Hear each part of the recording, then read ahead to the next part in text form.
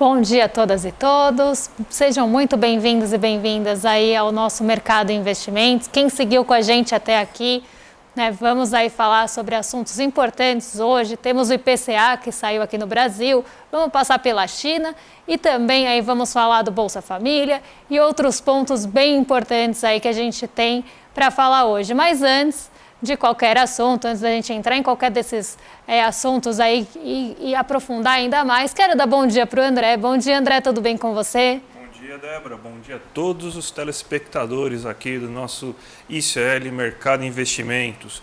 A gente tem dados importantes, acabou de sair o IPCA oficial e fomos surpreendidos. Aliás, o mercado foi surpreendido. A gente ontem mesmo falou que possivelmente o preço dos alimentos ia surpreender as perspectivas do mercado financeiro. Além disso, a gente também tem o Bolsa Família, o aniversariante do dia.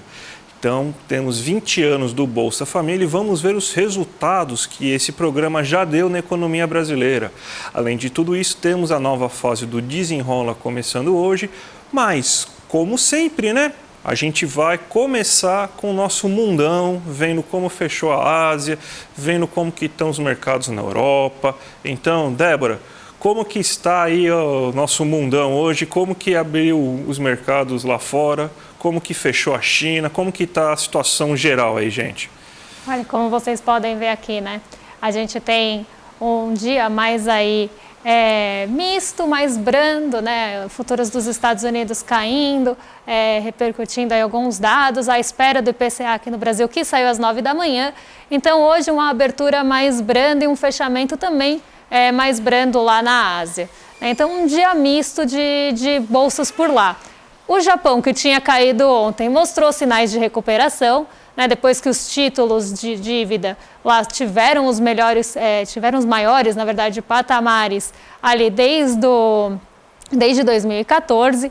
Né, esse movimento foi ali um rebuliço ontem, mas já tivemos aí um arrefecimento dessas expectativas, então o mercado japonês conseguiu mostrar sinais de recuperação. Vou colocar aqui na tela para vocês como é que fechou o Nikkei 225 hoje, né? Fechou em alta de 0,95, então aqui uma alta até mais expressiva, liderando os ganhos da Ásia. E a China, por sua vez, que tinha subido ontem, teve uma realização de ganhos, né? Então, quando a gente tem uma alta mais expressiva num dia, é comum que no dia seguinte a gente tenha uma realização. Então, hoje caiu um pouquinho, caiu 0,18, mas nenhum fator importante puxando o Xangai Composto para baixo. Aqui foi realmente uma realização, não saiu nenhum dado por lá que apoiasse isso, né? E os mercados lá fora já estão esperando a inflação dos Estados Unidos, que também sai nessa semana. E na Europa, né, a gente teve uma divulgação positiva que acabou puxando um pouquinho o mercado por lá, porque saiu o índice da confiança na economia da Alemanha e ele também ficou um pouco acima do esperado. O mercado esperava que ficasse em menos 15, depois de um patamar de menos 12,8 no mês passado, e ficou em menos 11. Então, menos 11,4 para ser mais exata, né? E esse índice é medido em pontos. Então, ficou melhor do que o esperado e também melhor do que o mês passado. Isso também já trouxe um pouquinho de otimismo por lá, viu, André? Então, hoje, pelo menos assim, a gente já estava esperando, né, uma baixa nos mercados asiáticos, né, porque ontem, como a China cresceu bastante, né, então provavelmente hoje ia ser dia de realização de lucros. Depois daquela ventilação, vamos dizer assim, né, do fim das taxas de juros negativas do Japão, a gente também esperava uma melhora, né, no mercado japonês, né, e os índices da Alemanha, pelo visto, foram menos dramáticos do que a gente estava imaginando.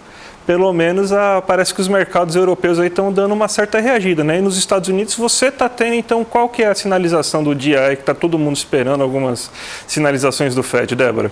Na verdade, saiu ontem, né? Um grande pronunciamento que deu uma arrefecida também nesses ânimos do mercado, né? A gente teve aí ontem um pronunciamento da secretária do Tesouro lá, falando que a preocupação continua sim com a inflação, mas que ela tem confiança nos dados econômicos dos Estados Unidos, então trouxe um pouco de confiança por lá, e também que a inflação deve ficar mais contida. Essa sinalização, né, da Janet Yellen foi aí bastante benéfica, ontem puxou as bolsas para cima e hoje também a gente tem um mercado mais otimista. Mas vindo aqui para o Brasil, André, Como é que ficou esse IPCA, esse índice de preços? Vai ter alguém vestindo tomate? Vai ter alguém vestindo cebola hoje na TV? Como é que vai ser? Óssia, já que a gente está agora nesse momento aí de joias sendo tão importantes para a economia brasileira, Débora, eu acredito que tomate, cebola, cenoura não são bons objetos de adorno aí nesse momento, porque a gente tem uma queda considerável do preço dos alimentos agora nesse momento, né? O que a gente teve? A gente está aqui com um gráfico que a gente montou para vocês aí especialmente, né? Mostrando como que foi o IPCA de maneira generalizada, né? Vamos dizer assim, né? A gente tem que o IPCA subiu 0,23% nesse mês. O mercado estava esperando, inclusive, que tivesse uma alta de até 0,3%. Então, foi abaixo do esperado do mercado. Por quê? O mercado não estava acreditando numa inflação de alimentos tão baixa que a gente já estava avisando aqui, por exemplo, no ICL nesse momento. Aí você teve, então, que boa parte dos alimentos, tirando o arroz, principalmente por problemas sazonais, a gente está vendo o que está acontecendo no Rio Grande do Sul, que é um dos locais com maior plantio de arroz, né? E não é de hoje que você está tendo problemas climáticos no Rio Grande do Sul, né? Não foi o problema no primeiro. Então, você já tem uma queda da produção de arroz nesse ano, então você começa a ter o impacto nesse momento. Você teve uma alta de 1,14%. A gente pode utilizar os estoques reguladores para melhorar esse preço, mas a gente ainda está no momento de formação. Então, essas novas políticas de controle da inflação dos alimentos ainda estão engatinhando, depois de terem sido destruídas por 8 anos, né? Olha aí, mas olha assim o resto, né? Vamos pegar aqui os adornos aí que foram utilizados anteriormente aí por muita gente em forma de colar. O tomate caiu 7,91% só nesse mês, gente. Ó, a cenoura caiu 2,23%. A carne da picanha, gente, lembra da picanha que está todo mundo comprando agora? Mostramos, inclusive, que você tem o maior consumo de carne de muito tempo, mais uma queda, 1,9% de queda mensal. Aves e ovos também tem uma queda considerável, e o que puxou a inflação, e a gente já estava imaginando, é justamente os combustíveis. Você tem uma alta da gasolina de 1,24% e também energia elétrica, que teve um desconto, vamos dizer assim, no último mês de julho, e esse desconto foi retirado agora no mês de agosto. Então, caiu mais de 4% naquele momento, aumentou 4%, 4,59% para ser mais exato nesse momento. Então, um efeito esperado, não é nada sazonal. Muito bem, né? Que bom que a gente vê essa queda nos alimentos. E a gente tem também, né, aquele gráfico, André, que mostra quanto ficou mais cara a feira, quanto ficou mais caro o açougue, né? Então aqui a gente vai explicar para a audiência como é que está esse comportamento aí no nosso bolso, que também importa bastante aqui para a gente, né? Então, gente, cálculo meu esse, tá? Então, exclusivo, meu aí, eu que faço esses cálculos, que faz parte da minha tese, né? Tem muito trabalho fazer isso aí, dor de cabeça, mas pelo menos a gente tem informações interessantes aqui para a nossa audiência do ICL Mercado e Investimento. Para quem foi fazer açougue esse mês, você percebeu uma queda de quase 1%, 0,94%. Nos últimos 12 meses, se a gente for pegar lá desde setembro do ano passado até agora, a queda já foi de mais de 5,22%. Para quem foi fazer a feira esse mês também viu uma queda. A gente viu o preço do tomate, que já foi comparado com ouro, né, em alguns momentos, o preço da batata, o preço da cebola, tendo uma queda considerável. Então tem uma queda de 1,63% aí nesse mês, só que ainda tem um aumento considerável nos últimos 12 meses. Foram itens que cresceram muito, principalmente durante o governo Bolsonaro, no final do governo Bolsonaro. Então a queda em um ano para cá é de 10%, o aumento é de 10%. O mercado, ou seja, tudo que a gente faz no mercado, aí vai desde o açougue que a gente faz no mercado, a feira que a gente faz no mercado também, os produtos de limpeza, de higiene pessoal, os alimentos industrializados. Você teve também uma queda observada nessa cesta de bens. Então, é de 0,9% de queda no mercado que você fez esse mês. Se a gente pegar em comparação a um ano anterior, você tem um leve aumento. Então, está quase 0 a 0. Aumentou 0,84% em um ano, mas a gente tem uma queda de 0,9% somente esse mês. Os boletos, ou seja, o streaming que você paga, o plano de saúde, a escola da sua filha e tudo mais, você teve um aumento de 0,48% nesse mês. E se a gente for pegar dos últimos 12 meses, esse aumento já está de 2,66%. E o nosso grande vilão, mas a gente já explica que nem é tão vilão assim, é o lazer que o brasileiro está tendo. Porque teve um aumento nesse mês de 0,4% e nos últimos 12 meses é de 13,2%. Mas a gente fala, está mais caro para o brasileiro se divertir, né?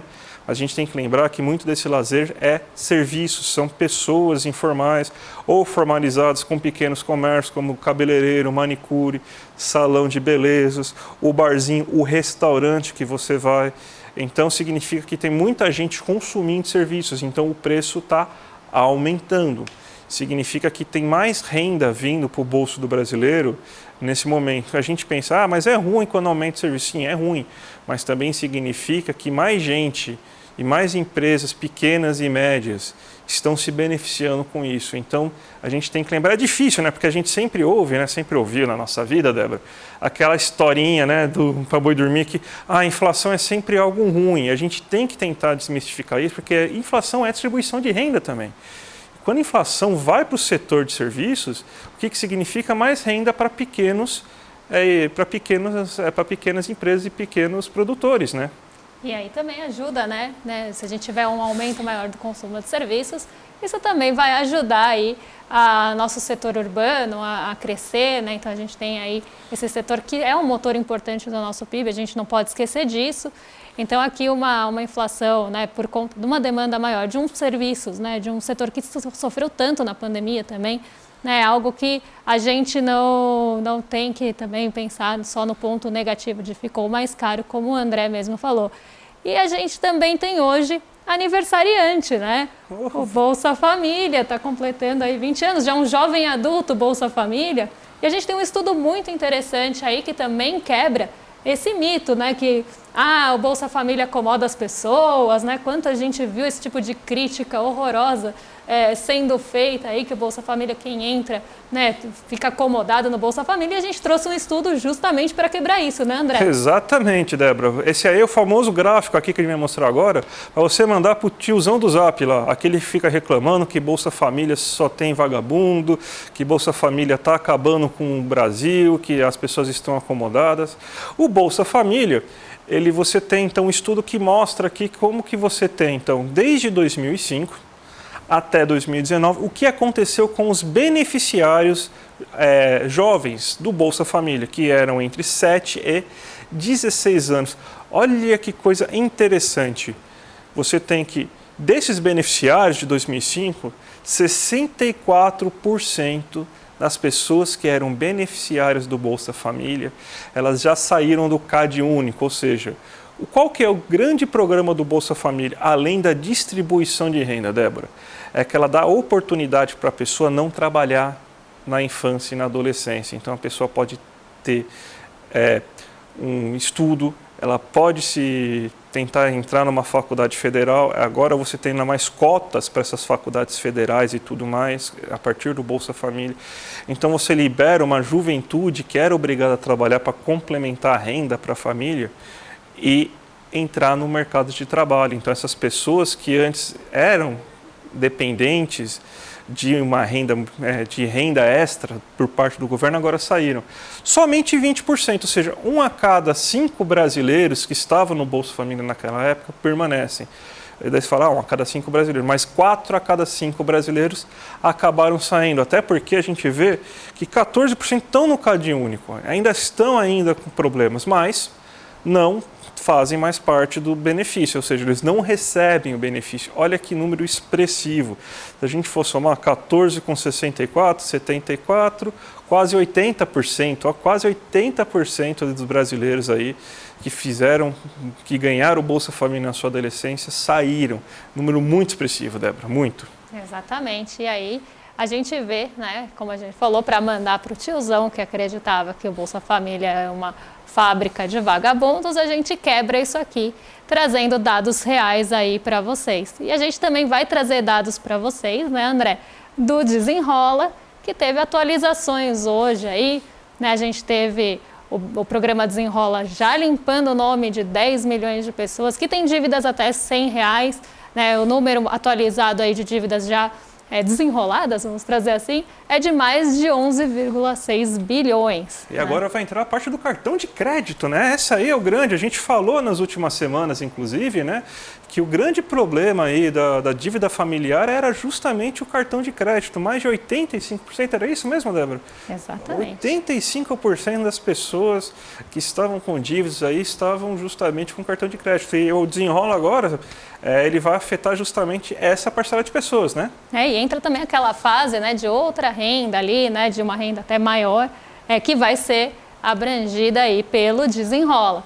Né? Então, a gente tem uma nova fase começando agora e a gente espera, né, que a gente consiga limpar ainda mais nomes e também renegociar ainda mais dívidas, o que é bom não só para as pessoas, né, que acabam aí saindo desse buraco, mas também para as instituições financeiras. Não fiquem achando que eles estão perdendo com isso, por que não?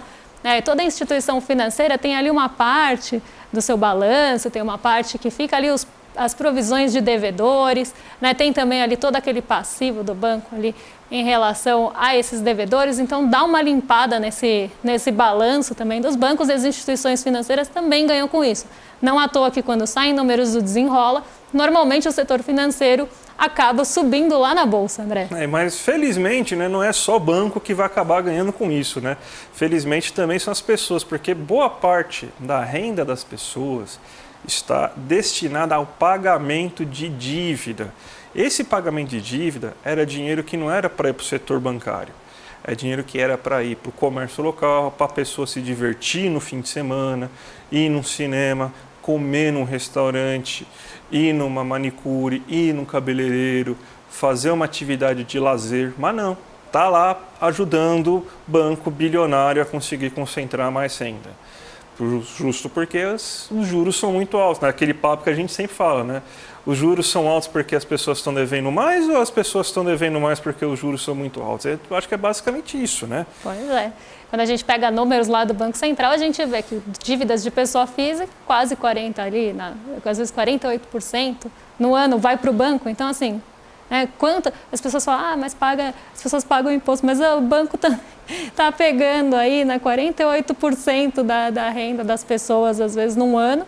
E aí as pessoas ainda têm quem defenda, né, esse tipo de posicionamento dos juros altos, como o próprio Roberto Campos Neto. Banco paga imposto, entre aspas, né? Porque nós pagamos, mas banco paga imposto assim muito pouco. Se a gente for pegar, eles conseguem tem bons advogados, né? Então eles conseguem até algumas manobras jurídicas para conseguir pagar basicamente só ISS, né? Basicamente não produz um parafuso, né? E eles só pagam isso, né? Então como que é? Não sei se você já ouviu esse papo, né? Que a segunda coisa que mais dá dinheiro no mundo é um banco mal administrado.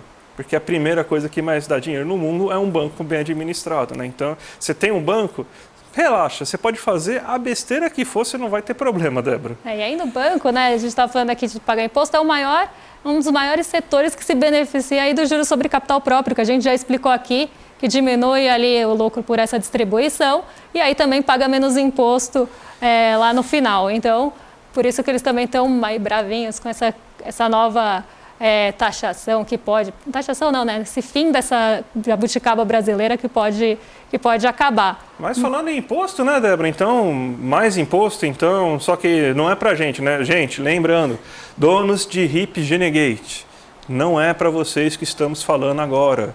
Esses impostos, essas cobranças não serão destinados a vocês. É o pessoal que tem os FIIs e os FIAGROS, né, Débora? Você explica aí para a gente o que são essas duas modalidades e como que vai vir essa cobrança de impostos aí? Bom, a gente tem, né, esses FIIs e FIAGROS, eles acabam distribuindo ali dividendos ou proventos, né, como dizem, que são os famosos aluguéis, no caso dos fundos imobiliários, que são distribuídos todos os meses, e ele tem algumas, esses dividendos têm algumas características para a pessoa física para não ser tributado. Então, quem recebe ali os dividendos ou os proventos desses fundos imobiliários e FIAGROS, eles acabam recebendo de forma líquida, sem imposto de renda, com isenção.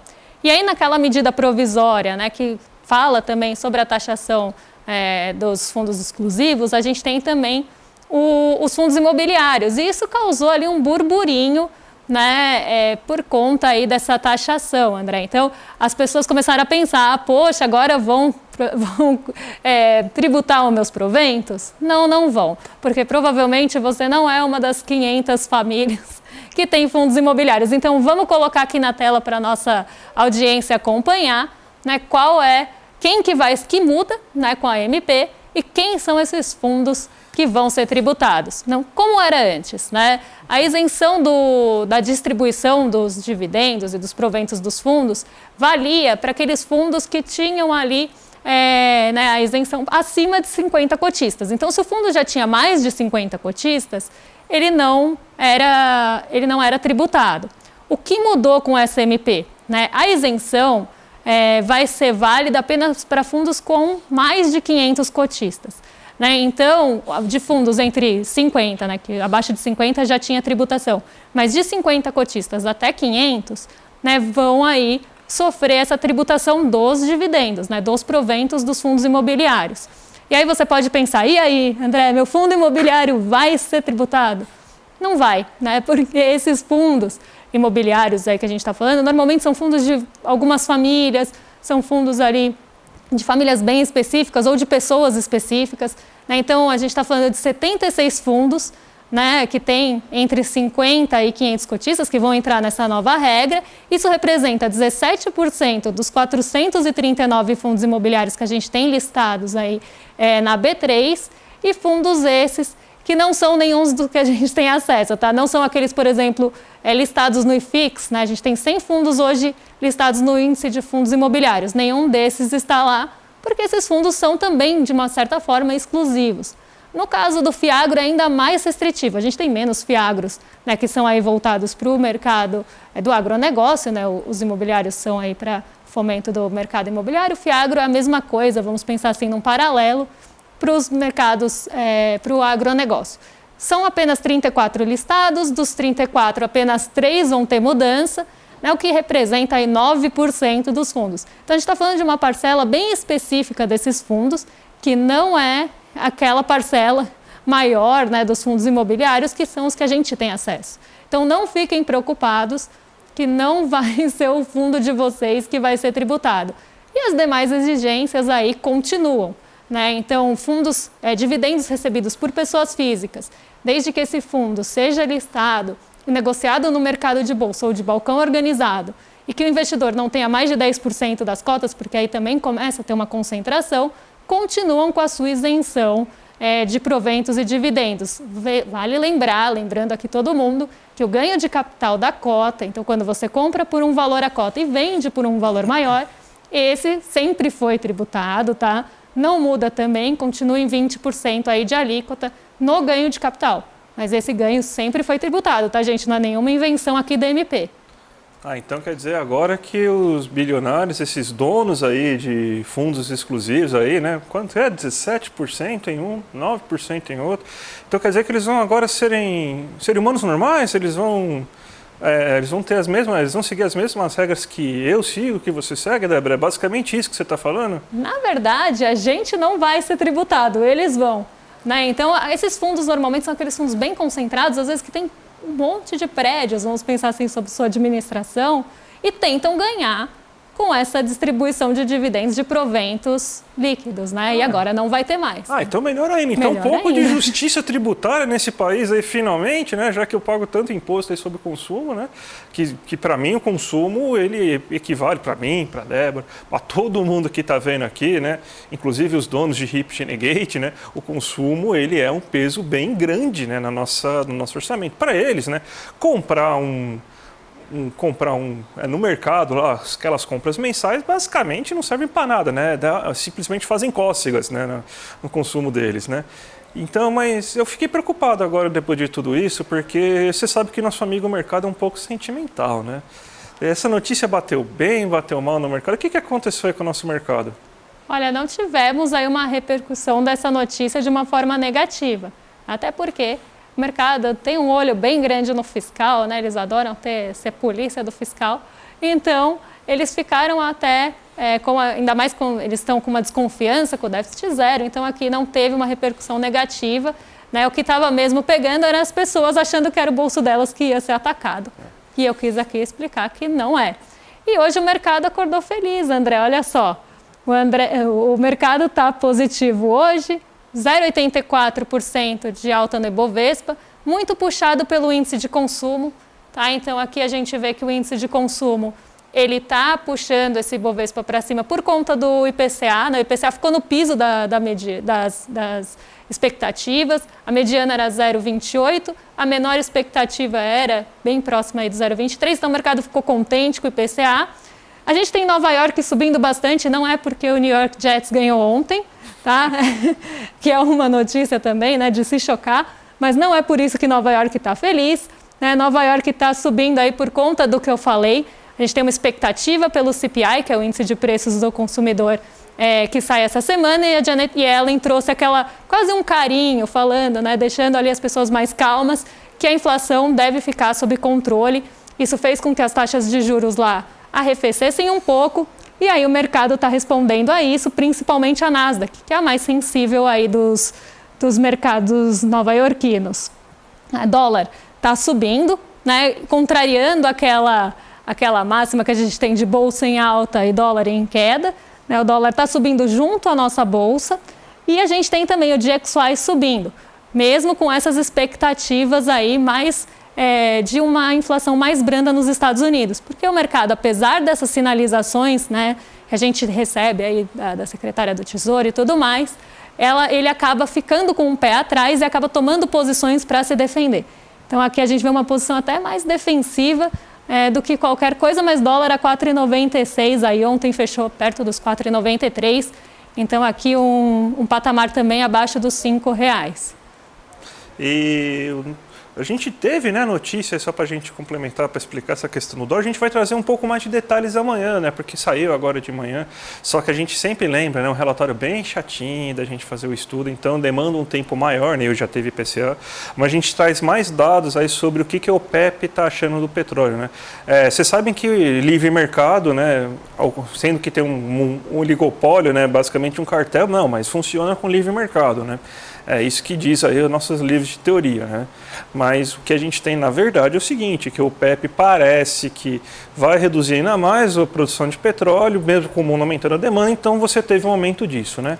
Exatamente. O que a gente pode falar assim, de antemão para vocês, né, é que a OPEP soltou o relatório deixando a demanda ainda alta por petróleo, né? Então a demanda ainda está alta, eles continuaram aumentando a demanda e só a oferta fora da OPEP, a oferta dentro da OPEP não vai subir, porque eles querem controlar o preço do petróleo de alguma forma.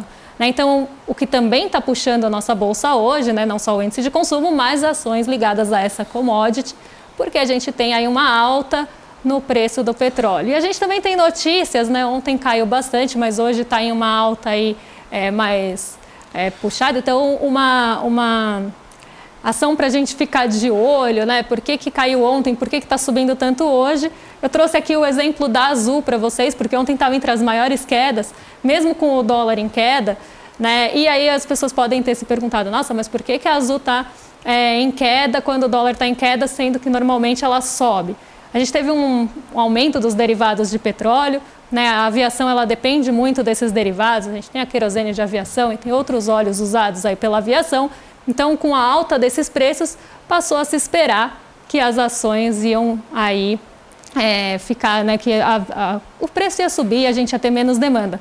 Mas a Azul soltou um relatório hoje mostrando que subiu a demanda, principalmente em voos domésticos. Então, os voos domésticos tiveram um aumento de demanda e também de capacidade. Então, as duas coisas subiram juntas, mas a ocupação também subiu. Então, o mercado já ficou de olho na Azul antes da abertura, esperando que ela fosse subir por isso, e realmente ela subiu aí, está subindo 1,16%. Débora, então, acabou então hoje o dia já, né? Passamos bastante coisa para falar, mas eu queria agradecer a todo mundo, a presença de todos. Temos ainda bastante programação aí para vocês acompanharem a gente. Às 6 horas da tarde tem o ICL Notícias 2 com a Gabi Varela com a nossa dupla de Chicos, o Chico Santista, que é o Chico Sá, e o Chico Pinheiro, que é Galo Doido. Temos também o Sinapse logo após aí com a Robertinha Garcia e também com o César Calerron. Quem é hoje? O Piero Lerner, professor de Ciências Sociais da UFSCar. Então, gente, acompanhe, imperdível. Então, queria passar agora a palavra para o bom dia da Débora aí para a gente se despedir aí nessa manhã. Só uma correção aqui que a voz o Grilo da Consciência me falou que hoje teremos dobradinha de Roberta, porque é ela que vai ficar aí no lugar da Gabi, que infelizmente está aí doente. Então, hoje teremos dobradinha de Roberta no ICL2 e no Sinapse em sequência. E eu também quero desejar um bom dia para vocês, agradecer a todos e todas que ficaram aqui com a gente até agora, né? Sigam, na verdade, com a gente até a noite, né? Temos uma programação extensa. Amanhã estamos de volta desde as 7 da manhã também, com aquela sequência que a gente adora, desde o Desperta, ICL Notícias primeira edição, o Em Detalhes e a gente aqui, né? Então, quero desejar um bom dia para vocês e até amanhã. Até amanhã, gente. Tchau, tchau. Olá, olá. Eu sou Lindener Pareto, historiador, professor aqui no Instituto Conhecimento Liberta e convido vocês, nosso grande público, a conhecerem o curso Monumentos à Barbárie, onde eu narro aqui as disputas pelo controle dos monumentos produzidos no espaço público, as memórias, as histórias, a contestação de personagens históricos controvertidos ao longo da história, não só do Brasil, mas também da história da humanidade. Conheçam o curso Monumentos à Barbárie e mais outros 200 cursos aqui conosco no Instituto Conhecimento Liberta. Olá, sou Caio Galvão, escritor, palestrante e mentor financeiro especialista em ajudar as pessoas a saírem das dívidas. E eu preparei um treinamento chamado 8 chaves para libertar você de uma vez das dívidas. E dentro desse 8 chaves, a gente tem um módulo secreto especial para a galera que tem aí o famoso consignado. E isso está 100% disponível e 100% online. Aqui no Instituto Conhecimento Liberta, com mais de 200 treinamentos disponíveis para você. É só você se inscrever e eu vejo você lá.